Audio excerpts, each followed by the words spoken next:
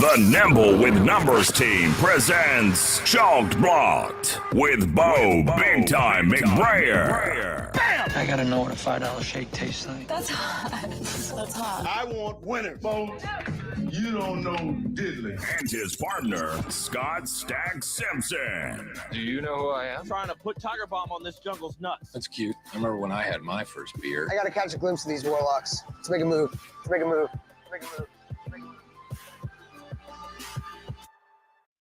Welcome, everybody, to a special Wednesday night edition of a Thursday Showdown slate brought to you by NimbleWNumbers.com himself. That's me. I'm Nimble W Numbers. I'm not joined by Bo McBrayer. Unfortunately, Bo has to work on Wednesday nights. But loser. This year, loser. Well, Providing for his family. I know. Come on, man. What What an idiot. I know. So, but as you can see, I do have a friend here, and all season I will be bringing guests on to share. Hopefully, this is not Luke's last appearance, but I do need to bring him on, the Nacho Master himself, Luke Sawhook. How are you doing, sir? How's it going? I'm doing great, man. Having a lot of fun doing a lot of shows. I've been super busy recently, but it's been a lot of fun. This is my first NFL season, really getting deep in the nitty gritty of content creation, and it's been crazy busy, but it's been a lot of fun. And hope you're doing well, man. Yeah, I'm excited. I mean, you're content creating for Mojo. You're an analyst for Boost Fantasy, Right. Dynasty Nerds media manager, ranker for Fantasy Pros, top 21. You're legal, bro. Congratulations. Yes, I am 21 years old too. Yeah, so. and it works out well. Congrats for the week one. Not that you can't do better, but I heard you going under 20, top 20 next week. It's a good goal. That's the goal. But also it's so hard to get that high. I was thrilled. I was honestly terrified to look for my week one accuracy because it's my first time doing the accuracy in season weekly rankings contest. So I had no idea if there was a certain secret sauce to the rankings or if there's a weird to gamify it or whatever. But I just did rankings and it worked. So I'll take it. I love it. Well, please do go follow Luke if you're not already. Luke Sawhook on Twitter, and then also patron his different organizations that he's partnering with. Please. Let's jump into what we're going to do today. We are going to build a Millie Maker winner for the Thursday Showdown slate. The Los Angeles Chargers visiting the Kansas City Chiefs. This is the biggest total on the board, which is great, right? We're talking upwards over 50. You always love games that are over 50. I think right now it's at 54, 53 and a hook, depending on the site you're at. So we're talking big points here. First thing I want to kind of get out of the way, Luke, is how does this game script kind of unfold? Because before we can pick our captain and pick who's going to win, I kind of want to get your sense on how this game plays out, and then we'll kind of move from there, and we'll build a couple different lineups using this tool. Man, honestly, it's kind of tough for me. I think it's going to be a great game, no matter what the game script looks like, but I don't think it's going to be as clear-cut as some people may think. Listen, it's a divisional game, first and foremost, and the Chargers and Chiefs, they were some pretty competitive games last season. The Chargers actually beat the Chiefs at least once. I don't know if they did twice, but they did once. I know for a fact they did. But this game could go a lot of ways, in my opinion. I think it could be a total shootout, 35-35, a back and forth, trading blows, both teams score 30 plus kind of game. But I also could see it as a defensive matchup that's very strategic that ends up being a surprisingly low, 17-24 game. I think it's possible. But to go with a GPP build to start here, if I had to make one lineup, I would assume that this game is, over a total of at least 50 points. Right. So, obviously we're going to want to go with some guys throwing the ball. Patrick Mahomes and Justin Herbert. I'm going to go with Mahomes as my captain probably. It's a little chalky, obviously. It's going to be expensive. But I think it's going to be pretty easy for Mahomes to do his thing in week two here against the Chargers. We saw him go absolutely hamburger against the Cardinals secondary. And listen, the Chargers secondary is not Swiss cheese like the Cardinals. But Patrick Mahomes is Patrick Mahomes. He's going to score a lot of fantasy points. And if I want a captain or a guy that gets that multiplier, Patrick Mahomes is a pretty easy lock for me in that spot.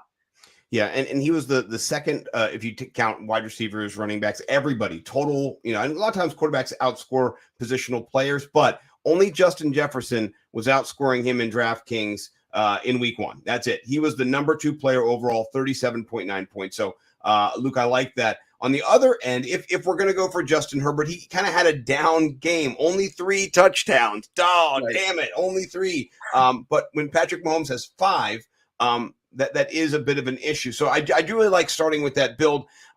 Let's talk about tight ends real quick.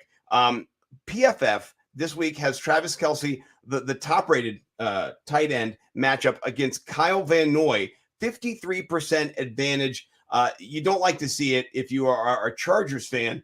Are you going to be stacking Kelce in this? It's the most expensive stack, but it's also the one that we know historically and consistently is going to pay off. Right. Yeah, I actually was considering putting Kelce as my captain, to be honest with you, because I think that he's going to have a big game. And I definitely I'd say, I mean, if I have Mahomes or Kelce in my lineup, I'm probably going to put the other one in there. I feel like you're going to have a higher exposure to that stack.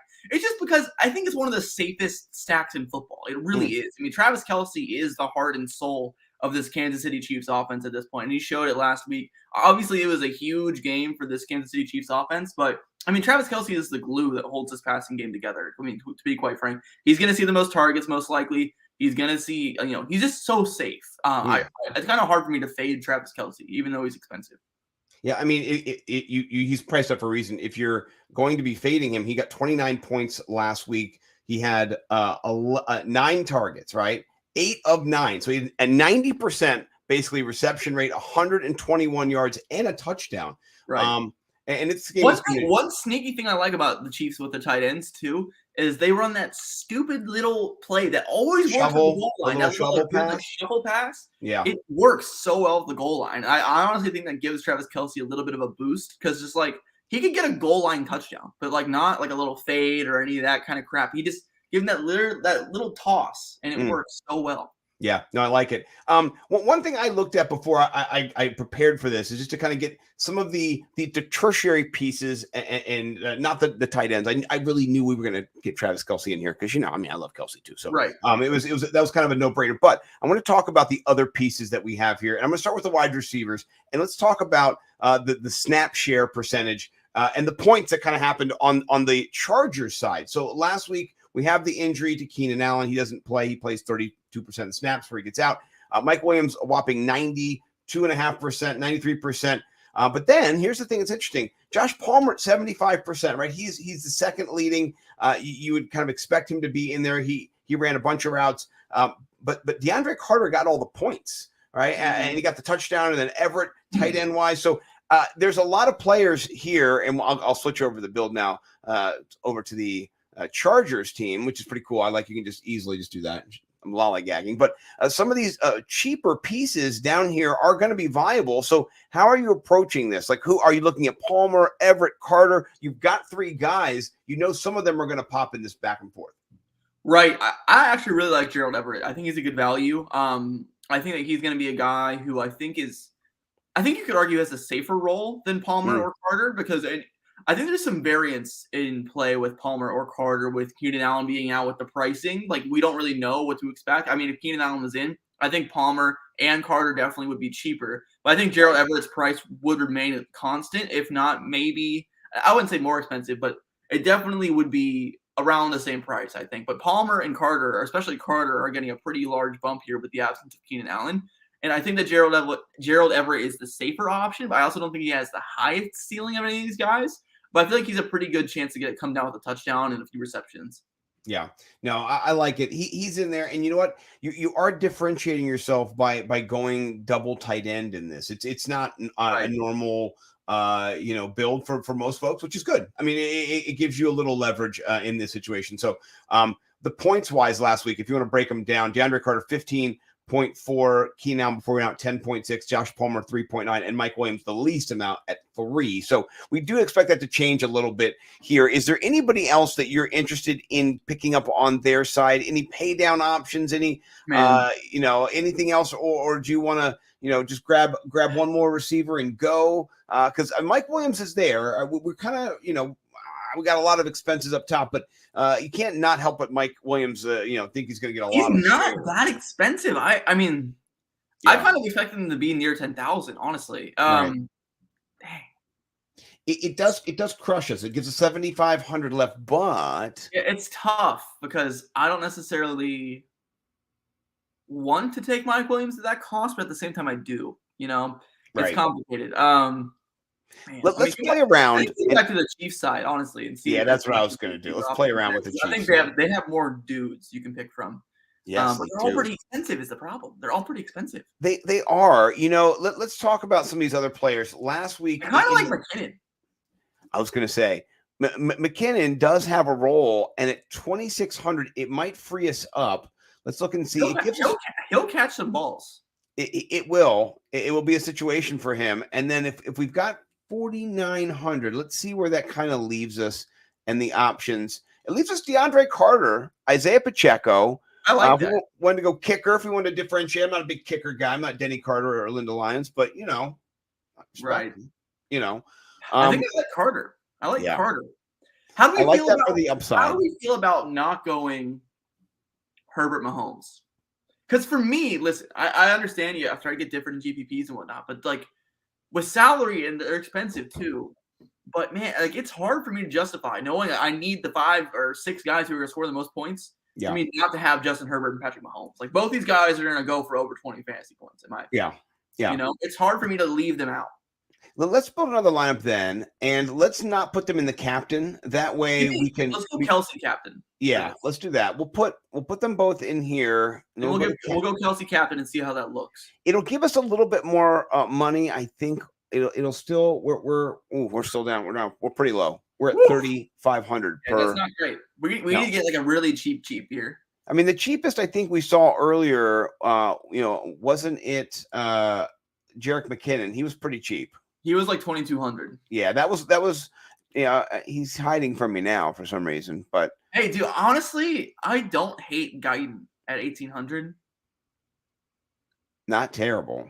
I mean, listen, it's a GPP. I mean, if you have a lot of lineups throwing in a Jalen Guyton, if he comes down, I'm a captain. That's why. I'm like, what the heck? If he comes down with like a 50-yard touchdown, which Jalen Guyton is known to do every once in a while, I mean, that can win you a lot of money. Right. It definitely could. I think now we priced ourselves out of the running. So I put him in there. We've got 9,300 left for 2 spots. So let's put Mike Williams in. And then 300. Who we got? $300. Let's see what we have. That's pretty low. I saw a couple guys in there for like 200. Yeah. Keep going up. We can put Jason Moore in from the fantasy footballers. Oh, dude, he would love that, wouldn't he? It would. There's really nobody I think who's actually going to play. We'll have to pivot, but that's fine. You know, if we don't have Mike Williams, who do you want to? Because we do need somebody who has upside if we're going to be shooting. You know, I think Pacheco. Pacheco. Yeah, Pacheco's a nice one because I think he could get a rushing touchdown. He could. He did last week. It was garbage times. Keep that in mind. But I'm not the biggest Clyde Edwards-Helaire believer. I think that last week was like probably going to be one of the biggest games of his season. Yeah. So let's put Gerald Everett in and see what we're looking at here. I like that person. Travis Kelce, Patrick Mahomes, Herbert, Gerald Everett, Pacheco, and Guyton. You've got 2 cheaper products here, but listen. Let's say this is a scenario where this lineup wins. I mean, Patrick Mahomes and Travis Kelce do their thing. Mm-hmm. Herbert throws a touchdown to Guyton. Herbert throws a touchdown to Everett, and then Pacheco gets a goal line touchdown. I mean, that's a winner. If you and you're chasing touchdowns here, and you're chasing a game script where you're not as rostered either, and it says 140% ownership, but that's a low freaking number in this sense too in the Millie Maker. So you know what? Let's do it. I like it. I've never met $15 that I didn't want to spend on DraftKings Millie Maker. You know what I mean? Like I like that lineup. Honestly, I might use it for myself too. I'll steal your mill. We can split it together. Well, play it not in the Millie Maker. Play it in like one of those $300,000, $300,000. You know what I mean? Like one of those other ones, and then we can just take down multiple tournaments. We can take down multiple tournaments. Yes. Yeah, because that gives you more clout in when you talk shit later. You know, at least that's the word on the street is. So, and we left our $100 there. So, you know, we didn't pay up completely. So that should give us a little bit of differentiation as well. Entered $15. No, I love it. This has been perfect. This is the show. This is what we do, right? We talk, we get through, we galaxy brain it, we have fun. Hey, have you ever produced a big winner on the show? You know, I've never produced a big winner on the show itself, but last year in GPP. Last year, I won 2 of the Showdown slates, the 25 cent, I don't know, it was like 1,000 people in there. So I won 2 of those last year. And then 2 years ago, I was second place in the 50 cent 300,000 person tournament. I forget the name of it, but why do you enter all the really cheap ones? Well, I really love to build lineups. I really love to tinker and to like play. It's like I'm like, oh, I'm almost there. And so when you hit it, you get, like you said, like we built one lineup here. It's certainly Million Maker. I don't have $1,000 to run through a bunch of these lineups, but I've got $75 and I can play around and just put it in a bunch and have fun. So I only do that on Sunday. I'll do 20 lineups in the little 25 cent, 50 cent, those things. And then, I've actually made money off of that when you don't normally make money, but it's been a nice little side hustle. So I'm not going to stop doing it, but hopefully we win the Millie Maker and then we can stop doing that and we can just, of course. Yeah, we'll just start Nachos Incorporated, which is why I want to end us on this. More important than the DraftKings stuff. It's the nacho lore, right? And I want to know kind of where the nachos started. And we're gonna search Twitter for Luke Sawhook and then nachos, and then we're just gonna see if there's like a picture that comes up first. There's Hutch's terrible nachos. Oh man, Hutch, I'm praying for you, bro. Go to photos. Okay, those are bad nachos. We don't claim those. Those are just the worst. No, I didn't make those for the record. Those are pretty good. Those are not mine. These are people tagging me in my nachos. Yeah, because they're trying to glom onto his nacho fame. The movement spreads pretty quickly. It does. Where are they? Look at all these other people's nachos that are not yours, that are being tagged in your nacho posts. You know what I mean? Like we've seen like 10 nacho posts. Is this you? There's one. Yep. There we go. Those are from the Fantasy Football Expo. It looks like you've got some nice little hot sauce on here. The cheese melt isn't great on this one. I really prioritize a good quality cheese melt on my nachos. The cheese melt here wasn't great. The Expo microwave wasn't up to standard. I will say though, you can see there's enough cheese because there's pooling of oils. I have a heavy hand with the cheese. You have to. You really the thumbnail on this video before when you sent me the link earlier, when you tweeted out the link earlier, is a picture of me with the cheese pool. Yes. Oh, there's a cautious cheese pool. You see that? There's his. Yeah. That was the same day. Yeah. If we go to YouTube right now and see, look at all these people who've tagged you. Those are my nachos right there. Those are mine. Yeah, those are his. I've been doing your nachos for a while, and I'm proud that all those years I didn't know it was you. Yeah. But it probably was. But yeah, before I was born, it was mine. You didn't know. I was like channeling because as soon as I saw it, I was just like, oh, hey, I'm gonna go do that right now. Right. Well, I'll say this: when I do put a bunch of salsa on it too. So not just hey, I've done that too. I upgrade them. Yeah. I honestly listen. I know we can make them better. Okay, I'm just committed to the bit at this point.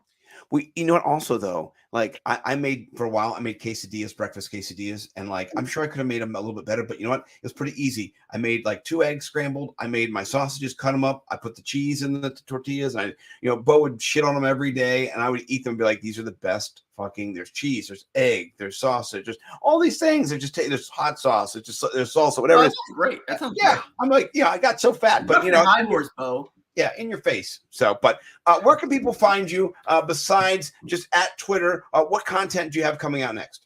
Oh dear God. A lot of things. But basically, just go to the Twitter and I'll tweet out everything that's happening. I have a podcast every week with Mojo on Wednesdays. The first episode of that released today. Nice. I do Twitter Spaces when I can. I'll probably do one for tomorrow before the game actually for start sit questions. I'll do one for Sunday morning as well for start sit questions. Monday nights, I have a radio show at the college radio station I'm doing. I just talk about the NFL for an hour. It's fun. So if you're interested in that, I'll tweet that out too. I make nachos. Eats nachos. Yeah, great nachos. Amazing nachos. Incredible nachos. But also, real quick, you asked me earlier about the origin story. I just made them all the time growing up. Yeah. Just throw some chips and cheese in the microwave and put some hot sauce on there. I add sour cream from time to time. I dabble in other toppings, but most of the base nachos are chips, cheese, hot sauce. That's it. Frank's Red Hot in particular, and then or Bo's hot sauce as well. But that's really spicy. It's a difference in the heat that you're getting in those two. Bo's hot sauce wasn't that spicy. I didn't think. Really? Oh, good. I didn't think so. That was good. He's trying to make it spicier. Really. Habaneros. Okay, interesting. Yeah. But anyway, I would just make them all the time. And I don't even know how the bit started on Twitter. I just try to go dig and find that. But I probably just posted them one day and everyone just crapped all over them. And then from there, I just kept, doing it. And it's been an ongoing thing for like 2 years now. Yeah. Well, when you did that, I liked it. And I retweeted it and said something. You might have thought kind of maybe I was joking at first, or maybe people thought like, oh, Scott's being mean again. No. I'm not a food snob. If it's delicious to you and it involves like chips and cheese and hot sauce, like, dude, everybody else, shut the fuck up, right? Like, exactly. You're not here. You're not here. Come on. It's nachos. Right. We could all be better at everything, right. But telling other people that they can be better, that's not it. Did you see the SpaghettiOs nacho monstrosity I made that one time? No, I did not see that. You need to. I'll find it and send it to you. Basically, online, I found, or someone tweeted at me or something, some like food crime, and it was like a plate of nachos with jalapenos, queso, and SpaghettiOs with meatballs on top. It sounds cooter-doodly. Yeah, I made it and ate it on live stream. Oh my gosh! So I pretty faithfully recreated the recipe, I should say. And let me tell you, it wasn't that bad. You would have tried it. No one in my family tried it. Isn't it unbelievable? I made it. I made a whole plate of nachos with SpaghettiOs on top. I made it. My mom, my dad, and my sister, they all wouldn't take a bite. No. I gotta say that's a tough room. It tasted like spicy SpaghettiOs with a chip. I mean, you know what? That sounds like something I would eat. And I'm sober. So yeah, I was sober.